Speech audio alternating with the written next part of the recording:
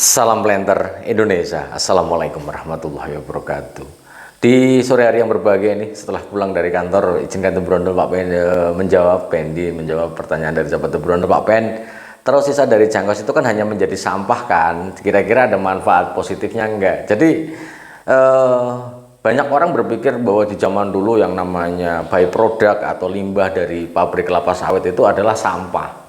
Namun sekarang banyak berlomba-lomba dipakai atau digunakan untuk sebagai bagian dari pemupukan kelapa sawit karena memang kandungannya yang luar biasa. Ya kalau kita ngomongin janjangan kosong, maka kandungan yang ada itu bahwa dalam 1 ton janjangan kosong, itu yang selalu sampaikan di Brondol adalah 1 ton janjangan kosong setara kandungan nitrogennya adalah setara 7 kg urea, 2,8 kg rock fosfat, kemudian 19,3 kilogram KCl dan 4,4 kilogram kisrit. Artinya bahwa angka yang cukup besar lah. Mungkin akan menjadi sebuah pertanyaan dari sahabat Brondol semuanya. Kalau dia melapuk semuanya itu kan akan menjadi sampah Pak Pendi. Ada manfaatnya enggak? Jawabannya justru ini Mas. Justru bahwa namanya janjangan kosong merupakan salah satu pupuk organik yang nisbahnya akan sangat besar, sehingga jumlah pemberian juga cukup besar untuk dalam satu tanaman, sehingga dengan adanya penambahan bahan organik yang sudah terdekomposisi selain mengandung unsur hara bagi tanaman kelapa sawit, namun bahwa sisa dari dekomposisi ini justru akan memberikan sebuah dampak. Jangankan sisanya Mas, yang masih dalam kondisi janjangan kosong saja itu akan merangsang perakaran dengan sangat kuat. Artinya bahwa tanah-tanah dengan kondisi pasir yang besar, kemudian kondisi pasir yang tekstur pasirnya memang dominan, kemudian liat berat yang liwatnya lengket luar biasa, itu dengan pemberian janjangan kosong maka bahan organik akan menjadi bagian penyusun dari pori-pori dari tanah itu sendiri, sehingga ketika dia pori-pori tanah ada bagian organik maka akan memberikan sebuah aerasi ataupun kondisi di mana tanah akan sangat mendukung perkembangan dari perakaran tanaman kelapa sawit itu sendiri. Sehingga apakah hanya menjadi sampah saja? Tidak, karena bahwa balik lagi, kalau yang namanya bahan organik lama-lama tetap akan terdekomposisi dan akan melapuk dan habis masuk ke dalam tanah Mas, bagian dari penyusun pori-pori tanah itu sendiri. Lah bagaimana, mungkin ini sekalian menjawab pertanyaan dari sahabat Brondol yang lain. Banyak orang berpikir bahwa janjangan kosong bisa nggak sih Pak ini dipercepat dengan pemberian E4 ataupun misalnya bakteri dekomposter lainnya? Maka ya saya bilang boleh-boleh saja, namun tidak diberikan pun. Balik lagi bahwa rilis dari informasi dari seorang guru saya dari PPKS, Pak Muayat, salam hormat Pak Muayat, bahwa selalu mengatakan bahwa janjangan kosong rilisnya adalah sangat tergantung unsur haranya, di mana kalium dari janjangan kosong akan rilis di 25 hari setelah aplikasi, dan kalau nitrogennya adalah cukup panjang karena berbentuk dalam bentuk serat berat atau protein yang bawa serat dalam bentuk serat. Sehingga ketika kita ngomongin janjangan kosong, ketika diberikan bakteri ya boleh saja, tapi kembali lagi menambah kos pastinya. Lah kalau kita menambah kos, nambah biaya lagi. Nggak usah nambah biaya juga masih akan baik-baik saja. Ngapain kita nambah biaya? Tapi masih mungkin banyak orang, dan janjangan kosong sendiri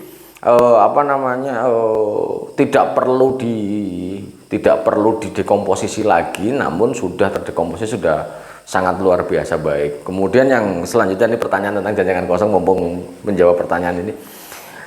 Banyak orang yang masih berpikir bahwa memilih janjangan kosong itu yang pertama nih, apakah yang sudah lapuk kah atau yang baru? Nah, kalau saya sarankan yang baru saja, nggak apa-apa. Janjangan kosong yang baru nih Bapak ini panas, tenang aja, nggak apa-apa. Dia panas itu kalau tertumpuk, tapi kalau penataan di lapangan itu satu lapis saja, maka ya aman-aman saja bagi tanaman kelapa sawit kita. Itu akan aman-aman saja kok. Itu tidak panas, tidak. Nah, kemudian selain itu Pak Pendi, apakah ada beda? Karena beberapa pabrik kita itu dalam janjangan kosong yang tidak utuh, kalau ini dalam bentuk yang sudah dipres, beda nggak kandungannya? Jelas beda, karena dia serabutnya serabut yang sudah dipres banget, hampir kayak bahan sapu gitu ya. Itu jadi beda nggak? Ya beda, tapi tetap masih bisa digunakan, yang monggo saja. Kalau di beberapa perusahaan kan Setelah dipres kemudian diolah menjadi composting, ya di composting maka keluar menjadi kompos, tapi tetap bisa digunakan bagi tanaman kelapa sawit kita untuk menambah nisbah bahan organik pada media perakaran kita. Itu yang dapat saya jawab. Dan selanjutnya nih, ada juga nih yang bertanya tentang janjangan kosong. Pak Pendi, kalau misalnya tanaman belum menghasilkan itu, janjangan kosong berada di piringan, lah mupuknya di mana kan gitu. Maka jawabannya mupuknya ya kenapa susah? Mupuknya ya di atas janjangan kosong juga nggak apa-apa.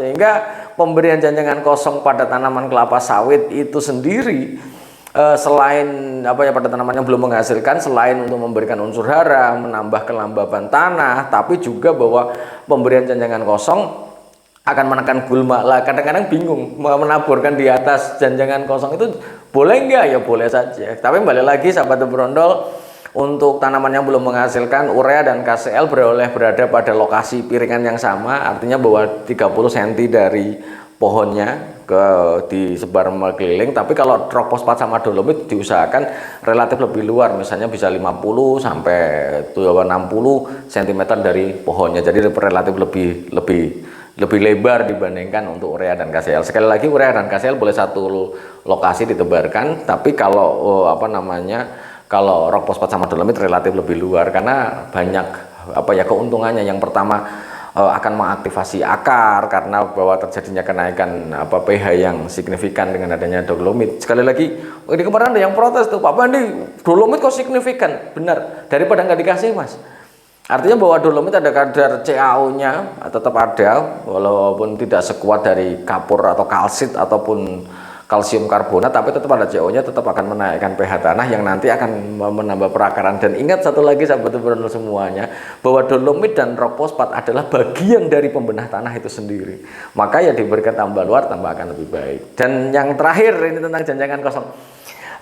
Janjangan kosong ini Pak, ini kalau sudah melapuk, jadi letaknya di mana lagi? Oke, masalah letak janjangan kosong.